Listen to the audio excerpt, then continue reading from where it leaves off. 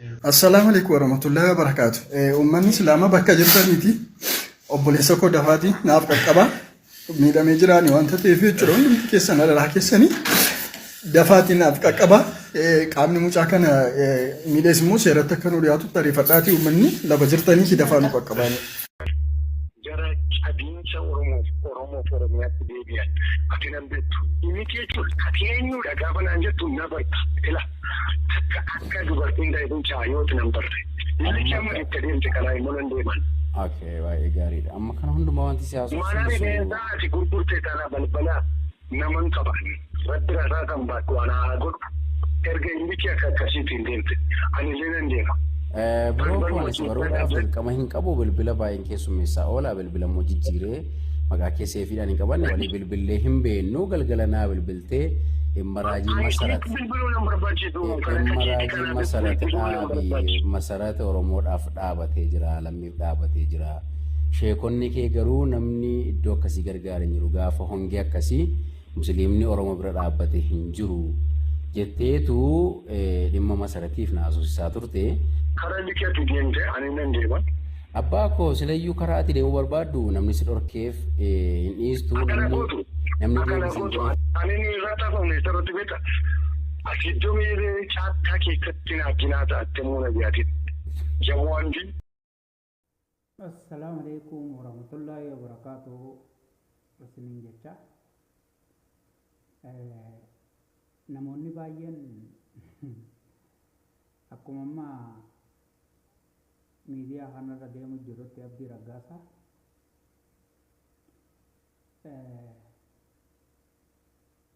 maallaqni ilmi namaa waan hin goone qabu jechuudha.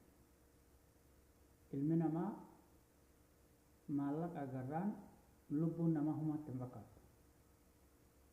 Namoonni tokko tokko jaartii sa'aatii kana godhe jaa gariin ammoo nama biraati jaa maallaqni nama sirbituu ni danda'a. Lubbuu keetillee baasuu ni danda'a jechuudha. Kanaaf namni tokko tokko yeroo hedduu waan jirutu jira. Addunyaa kanarraa ilmi namaa hin amanamu. Gonkumaa amantii ilma namaa hin jirtu. Kanaaf lubbuu fi eeggachuun dirqama bareedduudha. Akkasuma wajjinu namni isa eegee hin danda'u waan ta'eef jechuudha. Hoggaa kana isin hin jennu gaa namni tokko waan dhufaa hundaa'u if qopheessuu hin danda'u.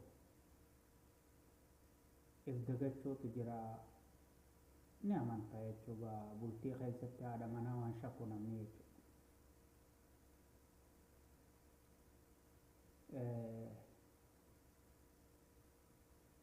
Namni haadha manaatiin shakka wajjee maraataa ta'uu danda'a. Namni kun akkam ta'e maraataadha jira. Akkuma amma agartan kanatti daawwachuu dandeessan waan inni keessa jiru. Jara cabinsa Oromiyaatti deebi'an. Ati nan beektu. Imiti jechuun ati eenyudha gaafa naan jettu na barta. Ila akka dubartiin daa'imman chaayooti nan barte. Inni chama itti adeemte karaa immoo nan deeman. Okay, baay'ee gaariidha. Amma kana hundumaa wanti siyaasa Maanaan isaa ati gurgurtee taanaa balbalaa naman qaban. Rabbira isaa kan baattu anaa godhu. Erga imiti akka akkasiitiin deemte. Ani illee nan deema. Biroo baruudhaaf dirqama hin qabu bilbila baay'een keessummeessaa oola bilbila immoo jijjiiree maqaa keessee fiidhaan hin qabanne walii bilbillee hin beennu galgala naa bilbiltee Imaraajii masarata Oromoodhaaf dhaabatee jira lammiif dhaabatee jira.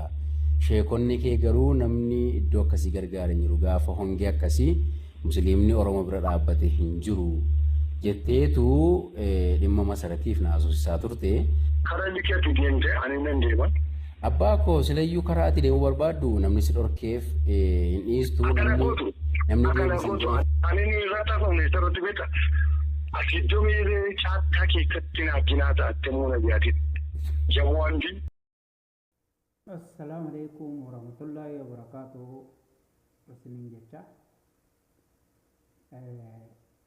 namoonni baay'een akkuma amma miidiyaa kanarra deemu jirutti Abdii Raggaasaa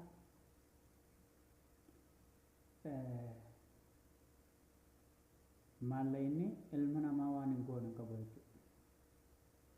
Ilmi namaa maallaqa agarraan lubbuun namaa humatti hin fakkaatu. Namoonni tokko tokko jaartii isaati kana godhe jaa gariin ammoo nama biraati jaa maallayni nama sirbituu ni danda'a. Lubbuu keetillee baasuu ni danda'a jechuudha. Kanaaf namni tokko tokko yeroo hedduu waan jirutu jira. Addunyaa kanarraa ilmi namaa hin amanamu. Gonkumaa amantii ilma namaa hin jirtu. Kanaaf lubbuu fi eeggachuun dirqama bareedduudha. Akkasuma wajjinu namni if eegee hin danda'u waan ta'eef jechuudha. Hoggaa kana isin hin jennu gaa namni tokko waan dhufaa hundaa'u if qopheessuu hin danda'u. If dagachuutu jira ni amantaa jechuudha. Bultii keessatti haadha manaa waan shakku namni jechuudha.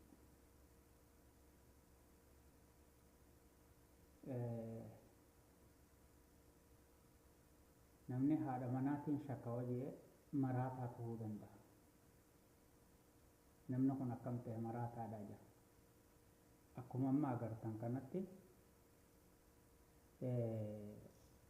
daawwachuu dandeessan waan inni keessa jiru. Assalamu alaikum warahmatullahi wabarakatuh.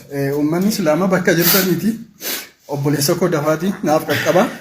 Miidhamee jiraani wanta ta'eef jechuudha. Hundi keessan adaraa keessanii dafaatii naaf qaqqabaa. Qaamni mucaa kana miidhees immoo seeratti Amma agartee jeetii yaada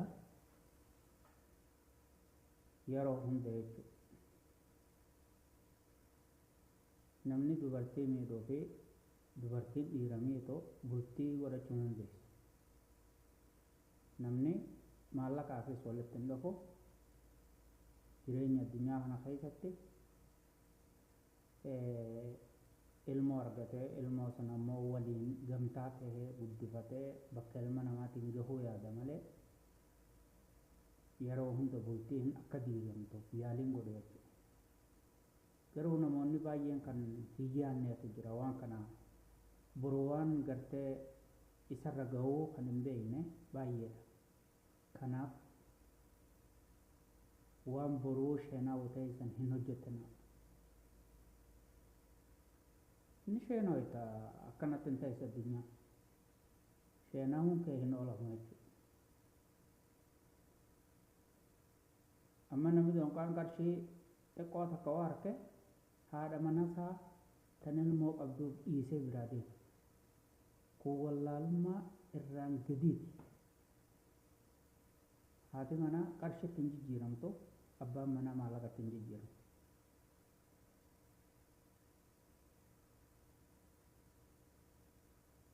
Kanaaf hedduun keessan wanni bultii keessan balleessaa hamtuu waliin yaaduudha garaa keessaa. Baay'een namaa haadha mana isaa ilmaanii wajjin kan moggatti baase baay'eedha. Wallaalummaadha kun nagaan jiraadha.